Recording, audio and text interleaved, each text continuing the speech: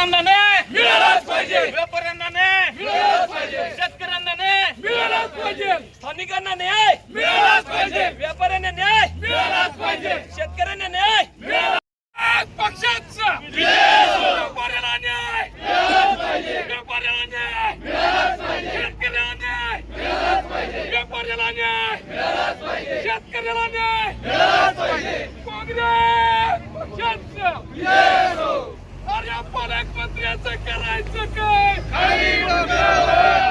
पालकमंत्र्याचं करायचं काय, पालकमंत्र्याचं करायचं काय, शेतकऱ्याला न्याय मिळालाच पाहिजे. कुठल्या मुद्द्यावरती आंदोलन, कुठल्या मुद्द्यावरती आक्षेप आहे? धाराशिव जिल्ह्यातील तामडवाडी टोलवर त्या टोललगत दुतर्फा 50 ते 60 दुकानदार आहेत. त्यामध्ये चहाचे दुकान आहेत, स्नॅक सेंटरचे दुकान आहेत, छोटे मोठे खाऊचे दुकान आहेत, छोटे मोठे लोकांचे उद्योग त्या ठिकाणी चालतात. तुळजापूर हे राज्यातील सर्वात महत्वाचं तीर्थक्षेत्र आहे. तामलवाडी हे मराठवाड्याचं प्रवेशद्वार मानलं जातं. मोठ्या प्रमाणात भाविक याच भागातून तुळजाभवानीला जातात. या लोकांचा रोजीरोटी त्यांच्या छोट्या मोठ्या व्यवसायावर चालतो आणि मध्यंतरी पालकमंत्री म्हणले की ते दुकानं हटवा.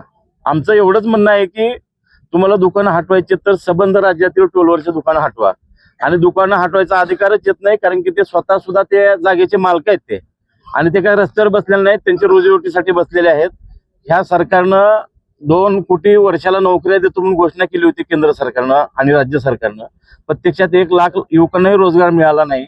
एकीकडे रोजगार मिळत नाही, कामधंदा हाताला काम मिळत नाही, उद्योगधंदे नाहीत, आणि जे स्वतःच्या जीवावर कसं तरी रोजीरोटी करतायत त्यांच्या जीवावर ते सरकार उठलेलं आहे. त्याचा आम्ही या ठिकाणी निषेध नोंदवतो. आंदोलन करताय, मात्र पक्षाकडून किंवा सरकारच्या वतीने किंवा याच्याकडून असं सांगितलं जातं सुप्रीम कोर्टाच्या जजमेंट किंवा गाईडलाईन्स आहेत की 50 मीटर आत किंवा बाहेर परिसरात टोल नाका असेल तर तिथं दुकानं थाटता येत नाही. त्याचा आधार घेतला जातोय किंवा त्यानुसार ते नियमातच आहे असं सांगितलं जातं.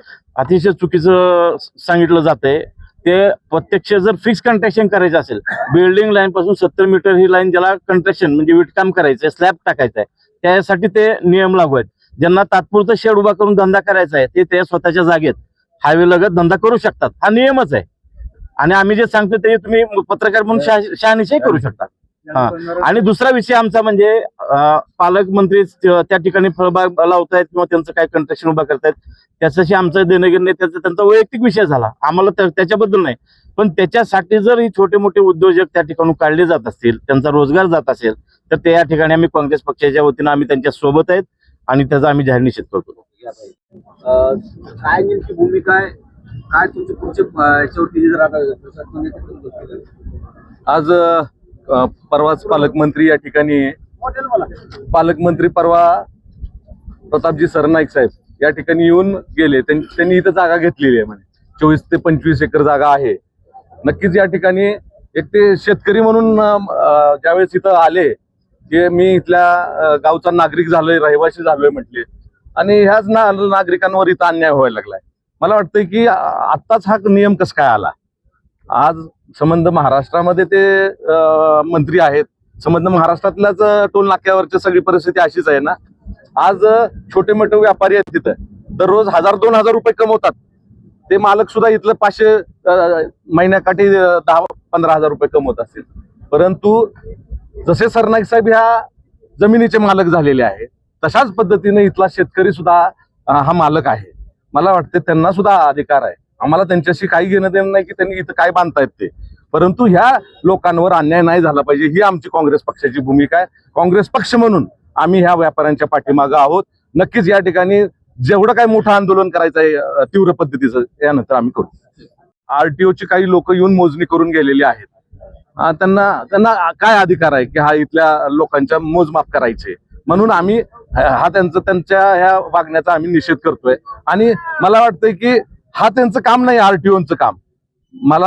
आणि मगाशी म्हटल्याप्रमाणे त्यांना जर बांधायचं असेल तर बेसलाईन 70 मीटरची आहे.